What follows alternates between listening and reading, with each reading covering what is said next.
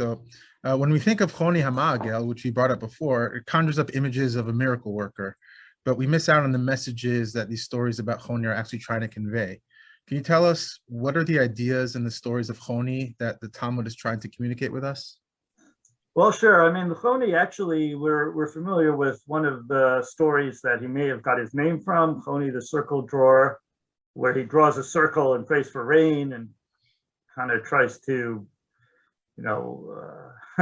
almost extort rain from HaKadosh Baruch Hu, from God, by saying, I'm not leaving the circle till you make it rain. But there's actually another famous story about Choni, which is the Rip Van Winkle story. Choni doesn't quite understand a certain verse, and he ends up sleeping for 70 years. And just before he goes to sleep, he sees a man planting carob trees, and carobs take 70 years or many decades to produce fruit. And he asks this man, why are you planting these carobs, these trees? Are you going to see their fruit? And he says, the man tells him, just like my ancestors, my grandparents planted for me, so I'm planting for my grandchildren. And at that point, Choni goes to sleep, again, for other reasons too. He sleeps for 70 years. He wakes up and he sees the grandchild actually taking from this fruit, and it communicates this lesson to him in a very vivid way. So, I mean, this part of the story, on the one hand, is telling us that all the generations are interconnected. We benefited from previous generations. We benefit future generations. There's kind of an economy of benefit, but it's not always that we're benefiting the same generation that benefits us, right? It goes across the course of time. And Choni, again, doesn't seem to understand this.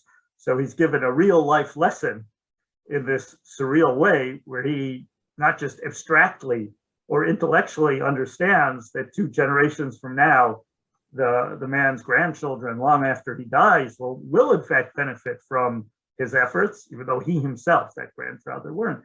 That's something we can communicate and we can all understand. But Choni actually experiences that, and that's part of the function of the story of this 70-year sleep. By the way, here's another just miraculous or supernatural event, like we were mentioning before, in terms of telling you these are fictional stories. I don't think anybody would want to defend this as a true biographical account of someone who slept for 70 years and then woke up. Hard to take that position these days. But what's interesting about the story is the story goes on, and it tells us that Choni goes to his home and announces, here he is after all these years, and they can't believe it's Choni. And they don't really believe him because he hasn't been there for 2 generations. And he goes to the Beit Midrash. And in the Rabbinic House of Study, even though he hears them quoting him and quoting his Torah and his traditions, when he announces that it's him in flesh and blood, again, they don't believe him, and they don't give him the respect that he deserves. They don't give him the kavod, the honor that he deserves as a great rabbi, because they can't believe he is who he is. And in the end, this is just so devastating to that he prays for death, and he dies. So it's a tragic story in a certain sense, and it's a very dark story. It's communicating many lessons, but the lessons in the end, I think, are this sort of, on the one hand, it's the fact that, we really do depend on being honored and having a certain dignity. And as we age, I mean, Choni's very old by the time he comes back. It comes with a sort of loss of dignity. People no longer respect him, no longer treat him with honor, don't give him his rightful place in the academy, because new generations have come, great scholars, and it's something that we really experience today as we see our parents or grandparents or ourselves age. We become weak, we become infirm, we lose our honor and dignity, and a lot of times we become very lonely. Choni seems to be lonely. No one, all his friends have died over the course of 2 generations. So when you increasingly experience this world in a state of loneliness, and in a way that time has passed. So they don't really understand us, and we don't understand them. The generation gap, in other words, has happened, and many people, as they age, find themselves sort of not understanding the world about them as it's changed. So, I think the story is really dealing with those, grappling with that problem of aging, of time passing. human culture goes forward, history goes forward. The students in the Beit Midrash is thriving, but Choni is alienated. And as people age, they can be increasingly lonely and alienated. So one of the things the story is doing is sort of kind of manifesting that truth. And it's, these stories of time travel, I mentioned Rip Van Winkle, who also goes to sleep for 20 years, a very famous American folktale, but you have these in almost every culture. There's articles on Korean literature, Russian literature, ancient Christian literature, African literature of these people who go to sleep for many years. It clearly addresses a deeply, very human kind of paradox of the passing of time and aging. And we'd all like to see our legacy, let's say, and we'd all like to be able to live generations in the future and see how human society and human culture develops, what our place might be, what our grandparents are doing. And some of these stories have the protagonist live in that future age, but at least in the Choni story, this dark ending, tragic ending, I think tells us this kind of careful what you wish for. It might not be so great to live generations into the future. And you might think that would be something we all wish for. Who wants to die after all? But it might also be really disappointing and very difficult to actually live in that future age when time has kind of progressed and you yourself haven't. So this is kind of an early science fiction time travel story in a certain sense, but really addressing certain very, very human fantasies, desires, things we wonder about in terms of the passage of time and where that leaves us. And I think, like in the book, I tie that little episode of the carob tree where Choni is taught this lesson by the farmer who's planting for future generations. And he says, just like my parents, my grandparents, previous generations planted for me, so I plant for these future generations. I tie that a little bit to environmental concerns today and global warming, the fact that future generations may no longer have a lot of things due to the way our generation is acting. Just like we had, an environment that functioned and seas full of fish and a whole lot of animal species, 2 generations from now, it doesn't seem like our descendants will have a lot of those things, as we continue to pollute the seas and cause all these extinctions, and the polar caps being disappearing and all the Arctic life will be disappearing. So I don't think that's exactly what the story is about. Obviously, environmental ethics and our ability as a species to destroy the environment is largely a modern problem. That wasn't foremost in the storyteller's minds as they told that story, but I think, again, that's a meaning we can take away from it. There was a concern for future generations, and in our day and age, one of the main areas where we are failing future generations has to do with the issue of the environment. So I think it is certainly a modern application of the story, and what the storyteller would say if he lived in today's day and age, he would say that's certainly one of the things that this story is also about. Or even like artificial intelligence and not being, putting in the proper measures to manage it, letting it get out of control.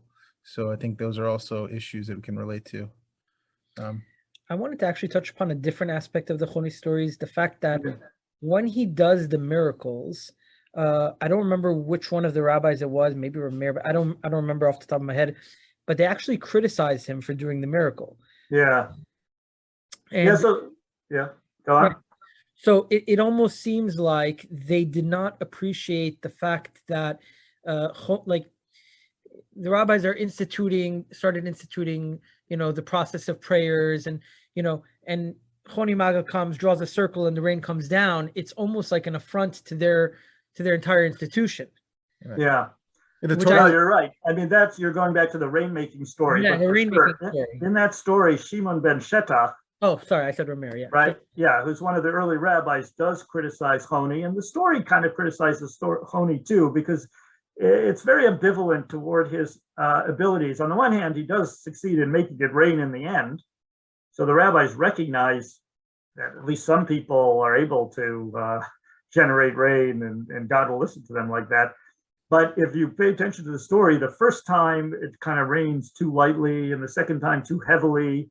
He doesn't make it rain the way it should rain right away. And the third time, when it finally he keeps having to talk to God, I didn't mean it like this. I didn't mean like it when it finally rains the way he wants it, it doesn't stop raining. So he succeeds, but he fails. And then Shimon ben Shetach does criticize him. So you're right. This really expresses a kind of rabbinic ambivalence, probably to non-rabbis, these itinerant holy men, some non-rabbinic figures who had some cultural capital, who had some following in their day and age, magicians, who the rabbis might have considered, not really the appropriate way to go about piety and prayer, and but they recognize their power to some extent. So they do respect the fact that Choni and in other stories, people like him sometimes do have these supernatural abilities. They can't totally reject that because God does seem to indulge them. But at the same time, you're right, they're criticizing them. They're going about these things the wrong way. They're speaking in kind of a ways to God that are chutzpah. I'm not leaving this circle till it rains. It's a mirror image of, in a way, to the story of Eliyahu Hanavi in the Tanakh. Yeah, they mention that in the Talmud versions of the story, exactly. They play off of that a little bit, right? And and like you say, Ben, they should be going about it through prayer, through fasting. It's in Masechet Ta'anit, Tractate Ta'anit there. That's the appropriate way to bring rain, not by drawing a circle and standing in it and saying you're not going to move out until rain comes. It's almost like when you were saying the carob tree story. I wonder if that kind of has some type of overtone, because the whole point, in a way, is that Choni wants everything now, right? Yeah. It'd be similar in a way to saying I'm making a circle, give me rain, right? Yeah. And the old man with the carob tree is telling him that that's not the way it works. Things have a process. You can't just have gratification. You can't just not everything just happens now, right? Like there's a process at hand. You can't always just jump the line, And exactly. That kind of goes together with the miracles in a way. If you get what I'm saying. Yeah, I mean, I think what's happened is another storyteller has who knew that story of Choni and the rainmaking, which is early. That's already in the Mishnah. The story we mentioned about the carobs is in the Talmud. Has used that motif and that character of Choni again for a different purpose. He's engaged this issue of planning for future generations, and he's dealing with the issue of the environment and thinking of that, and then the issue of the time and one's legacy in the future and not being given sufficient dignity and honor. And he's taken that character and told another story about him in that sense. Right. Wow. Yeah, and also related to that last point we made, I actually wanted to just clarify that the Torah is constantly trying to downplay these miracle workers, even to the point of saying that if prophets start, presenting us with all these crazy miracles, we don't believe them based on those things. Yeah. And I think that's maybe the criticism that we're seeing there. And a friend of mine actually recently touched on this idea. Maybe it's a little controversial, but it rang true to me that, like people venerate the legacy of certain modern rabbis, like let's say the Baba Sali, and not to say anything bad about him because we don't know anything about him. The truth is, everything is just stories, like a flying carpet and really magical stories. And the question that was posed, that he posed to some people, was, tell me some Torah you learned from him. And nobody has it. Nobody's able to produce it. So they're just stuck with it. So where's that instinct? It's almost like an idolatrous instinct to kind of glorify these people to a level of almost being perfect. So we see that here. I think the same thing is occurring where the rabbis are kind of telling us, like, this is not what we do. We don't glorify these things. Yeah, I mean, that's a great point. I mean, this is one story among many, like we said, where the rabbi is a negative role model. The way Choni brings rain is definitely not the preferred way, and certainly his sort of naivete of talking to the man who's planting the carrots. I mean, he's taught a lesson there, but what he expresses, like, why are you bothering to plant these trees when you're not going to benefit them? that's clearly a kind of myopic way of approaching life. And Tony is taught a lesson through this miraculous sleep, but the lesson is for us. But certainly he's not glorified in this story, or really the opposite.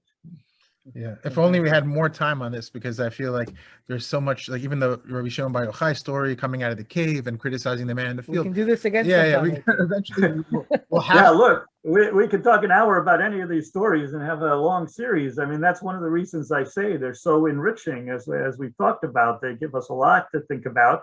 They're not simple, they're complex.